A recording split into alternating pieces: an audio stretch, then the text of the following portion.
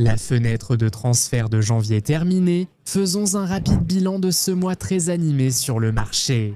Aujourd'hui, nous allons analyser les clubs ayant le mieux et le moins bien réussi la fenêtre hivernale. Voici les grands gagnants et perdants du mercato de janvier 2026. L'un des plus grands gagnants a certainement été l'AS Roma. Le géant italien a vraiment passé un très bon mois de janvier. Avec Robinho Vaz, Brian Zaragoza et Donio Malen, leur attaque est renforcée et cela peut leur assurer une place dans le top 4. Une course au titre semble désormais inatteignable compte tenu du retard qu'ils ont accumulé sur le leader du championnat, l'Inter Milan, mais ces nouvelles recrues vont certainement insuffler une nouvelle vie à l'effectif et peut-être qu'ils pourront enfin enchaîner une série de victoires tant attendues. Ils ont aussi gagné de l'argent en vendant Tammy Abraham, prêté à Besiktas l'été dernier. Ils se sont séparés de Leon Bailey, peu utilisé cette saison en raison de blessures. Les géants italiens ont tout donné au mercato hivernal, ils sont donc clairement parmi les grands gagnants. Aston Villa est aussi un grand gagnant, malgré les nombreuses blessures. Ils devaient agir durant le mercato de janvier, et ils l'ont fait. Ils ont fait venir Tammy, Abraham, Alisson et Douglas Luiz, chacun d'eux répondant à des problèmes clés en attaque, en défense et au milieu de terrain. Perdre Doniel Malen pour l'AS Roma a été difficile, mais ils ont recruté Leon Bailey du même club pour le remplacer. Ces recrutements étaient très importants pour Villa et cela s'est vu dans le fait que les joueurs signés ont été immédiatement intégrés à l'équipe, quelques jours seulement après la finalisation de leur transfert. Tammy Abraham et Douglas Luiz ont commencé face à Brentford, tandis que Bailey est entré en cours de match. Ollie Watkins, Youri Tielemans, Boubacar Kamara et John McGinn sont tous blessés. Il était indispensable que Villa fasse des recrutements significatifs lors du mercato de janvier, et c'est exactement ce qu'ils ont fait, ce qui explique pourquoi ils ont été l'un des grands gagnants de cette période de transfert. Maintenant, avant de parler du premier grand perdant, si tu n'es pas encore abonné à la chaîne, fais-le tout de suite pour ne jamais manquer notre contenu incroyable. C'est fait, reprenons la vidéo. Crystal Palace a sans doute été l'un des grands perdants du mercato de janvier. Oui, ils ont recruté Brennan Johnson, Jürgen Strand Larsen et Evan Gesand, mais ce mercato hivernal a représenté bien plus qu'un simple recrutement. Le départ du capitaine Marc Guéhi, attendu cette année, n'a surpris personne lors de sa vente en janvier. Cependant, l'entraîneur Oliver Glasner n'a pas apprécié ce transfert. L'Autrichien affirme n'avoir appris la vente du capitaine qu'un jour avant, ce qui lui a fait perdre confiance dans la direction de Crystal Palace. Il a affirmé avoir été abandonné par les dirigeants du club. Il était très en colère que la vente de Guéhi ait eu lieu seulement 24 heures avant un match de Premier League, se demandant pourquoi elle n'avait pas pu être retardée de quelques jours. Il a donc annoncé qu'il ne renouvellerait pas son contrat après son expiration cet été. Ce sera un coup dur, vu le succès rapide que l'entraîneur a apporté au club. Comme si cela ne suffisait pas, le club londonien a aussi vu son meilleur buteur, Jean-Philippe Mateta, forcer son départ. On avait l'impression que tout ce qui pouvait mal tourner continuait de mal tourner pour les Eagles pendant ce mercato, malgré les recrues arrivées lors du mercato de janvier. Crystal Palace joue actuellement avec un effectif réduit et reste sur 12 matchs sans victoire, toutes compétitions confondues. Le 11 décembre, c'était assurément un mois de janvier à oublier pour le club londonien. Sunderland, de son côté, a réalisé un bon mercato. Il faisait en partie des clubs ayant réussi l'un des meilleurs mercatos estivaux. Ils ont poursuivi en janvier en recrutant d'autres jeunes comme Nilsson, Angelo, Jocelyn Tarby et Melke Elborg. En plus de cela, ils ont quand même réussi à récupérer un peu d'argent en prêtant Simon Adingra, qui avait de toute façon été très peu utilisé par l'entraîneur. Mais ce n'est même pas tout. Ils ont également réussi à conserver Luxarel Geertruida, malgré les efforts de Liverpool pour arracher le néerlandais.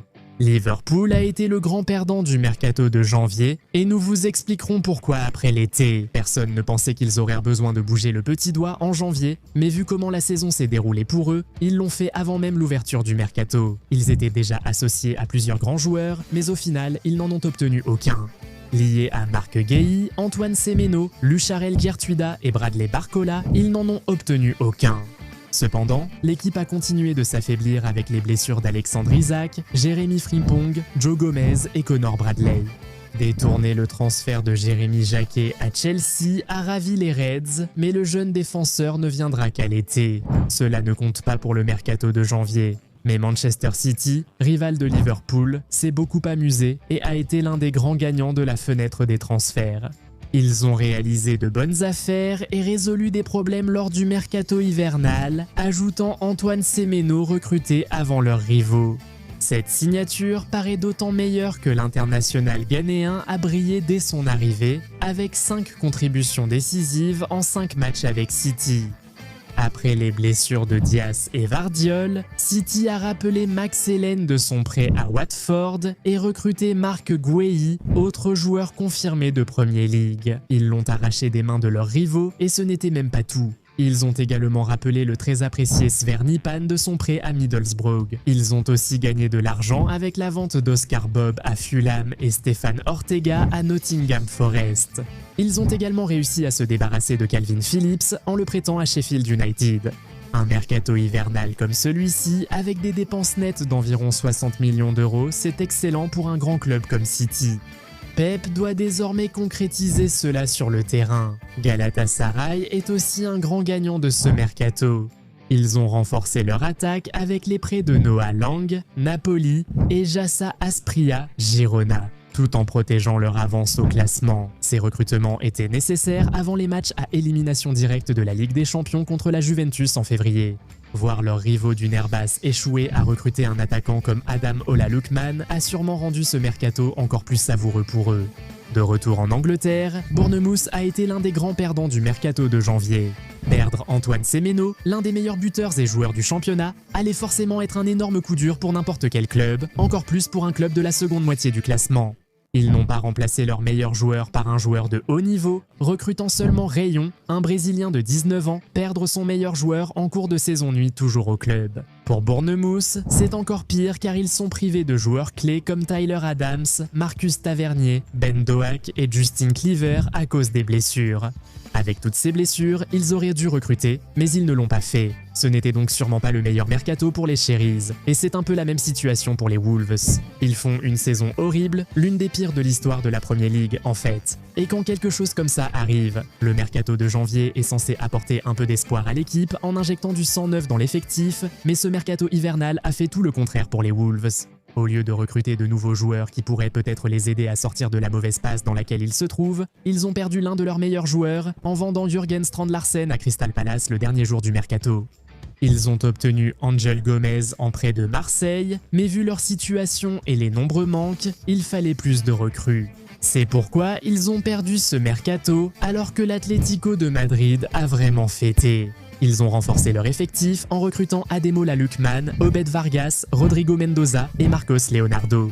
Malgré leurs recrues, ils sont l'un des rares grands clubs à finir le mercato avec un bénéfice. Après avoir vendu Conor Gallagher, Giacomo Raspadori, Ravi Galan et Rodrigo De Paul pour 77,5 millions d'euros, donc, tout bien considéré, les Colchoneros ont réalisé un très bon mercato. Eh bien, il est maintenant temps de vous entendre. Selon vous, quel club a réalisé le meilleur mercato en janvier? Y a-t-il d'autres grands gagnants et perdants que nous avons oubliés? Dites-le nous dans les commentaires. Si vous avez apprécié cette vidéo, mettez un pouce bleu et abonnez-vous à la chaîne.